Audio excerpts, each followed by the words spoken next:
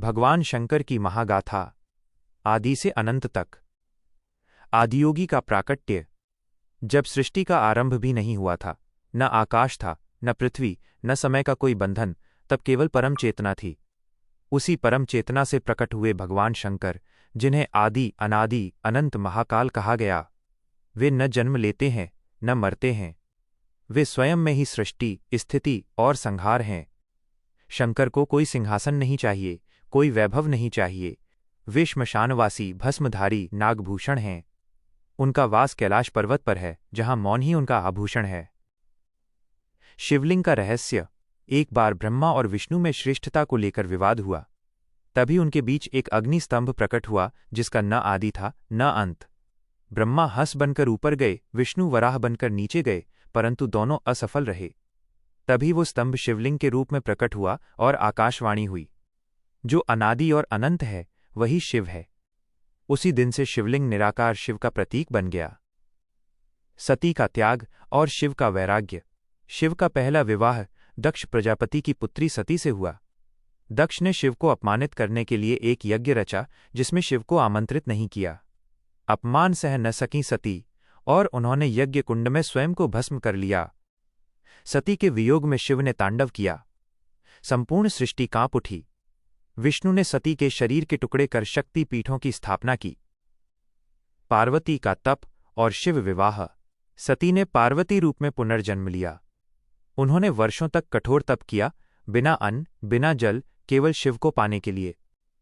शिव ने उनकी भक्ति से प्रसन्न होकर विवाह स्वीकार किया। यह विवाह केवल दो देहों का नहीं, बल्कि शक्ति और चेतना के मिलन का प्रतीक था। गणेश का जन्म। पार्वती ने उपटन से एक बालक बनाया गणेश। जब शिव ने कैलाश लौटकर प्रवेश चाहा, गणेश ने रोका। क्रोध में शिव ने उनका सिर काट दिया। जब पार्वती विलाप करने लगी, तब शिव ने हाथी का सिर जोड़कर गणेश को पुनर्जीवन दिया और कहा, तुम प्रथम पूज्य होगे। समुद्र मंथन और नीलकंठ। देवताओं और असुरों ने अमृत के लिए समुद्र मंथन किया। मंथन से पहले हलाहल विष निकला, जिससे सृष्टि नष्ट होने लगी। तब शिव ने वह विष अपने कंठ में धारण कर लिया। पार्वती ने उनका कंठ दबाया, विष नीचे नहीं गया। तभी से वे कहलाए नीलकंठ। तांडव और नटराज। शिव का तांडव केवल नृत्य नहीं, वो सृष्टि के सृजन, संरक्षण और विनाश का प्रतीक है। नटराज रूप में एक हाथ सृजन, दूसरा संरक्षण, तीसरा संहार, चौथा मोक्ष, पैरों तले अज्ञान और अहंकार। भस्मासुर और विष्णु की माया। भस्मासुर को वरदान मिला, जिसके सिर पर हाथ रखे वो भस्म। उसने शिव पर ही हाथ उठाया। तब विष्णु ने मोहिनी रूप धारण कर असुर का अंत किया। शिव ने सिखाया, वरदान विवेक से देने चाहिए। शिव भक्ति का महत्व। शिव भक्तों से कुछ नहीं मांगते, न धन, न वैभव, न आडंबर, बस सच्चा मन और भक्ति।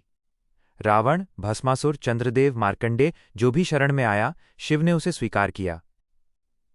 शिव का संदेश। भगवान शंकर सिखाते हैं, त्याग में ही शक्ति है, अहंकार का अंत ही मुक्ति है, ध्यान से ही आत्मबोध है। वे कहते हैं, जो स्वयं को जीत ले वही महावीर है। उपसंहार। भगवान शंकर केवल देवता नहीं, वे जीवन दर्शन हैं। वे स्मरण कराते हैं कि सादगी में ही सच्चा सौंदर्य है। ओ नमः शिवाय। यही मंत्र जन्म मरण के बंधन से मुक्त करता है।